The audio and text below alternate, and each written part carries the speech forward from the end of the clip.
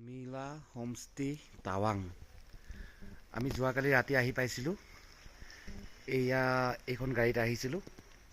চাওকচোন গাড়ীখনৰ অৱস্থা। বাপৰে, এইবোৰ বৰফ। These are all snows. চাওক এইবোৰ বৰফ, কেনেকুৱা বৰফ। আৰু এতিয়া লিটাৰেলি আপোনাৰ স্ন'ফল হৈ আছে। স্ন'ফল, এইবোৰ চব স্ন'ফল হৈ আছে টাৱাঙত।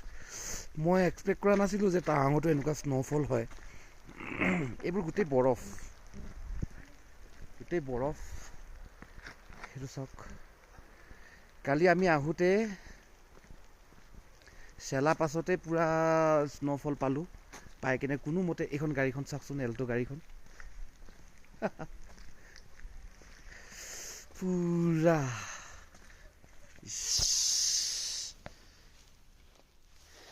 টাৱাঙতে এনেকৈ স্ন'ফল। আৰু লিটাৰেলি এতিয়া ইটছ স্ন' ফলিং নাও। এতিয়া মানে আপোনাৰ স্ন'ফল হৈ আছে। মানে আমি সেইটোৰ কাৰণে মানে আমি সদায় চাবৰ কাৰণে আহোঁ। আমাৰ দিয়ায়ো সেইটোৰ কাৰণে হেৰি কৰি আছে। আমি থকা ৰুমটোত কালিৰ পৰা কাৰেণ্টে নাই। কাৰেণ্ট নাই কাৰণে মানে হিটাৰ চিটাৰ চলাব পৰা নাই।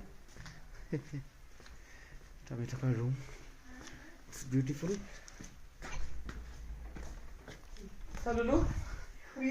আমাৰ লুলু শুইয়ে উঠা নাই এতিয়ালৈকে। হাই কৈ দিয়া। বাহিৰত স্ন'ফল হৈ আছে,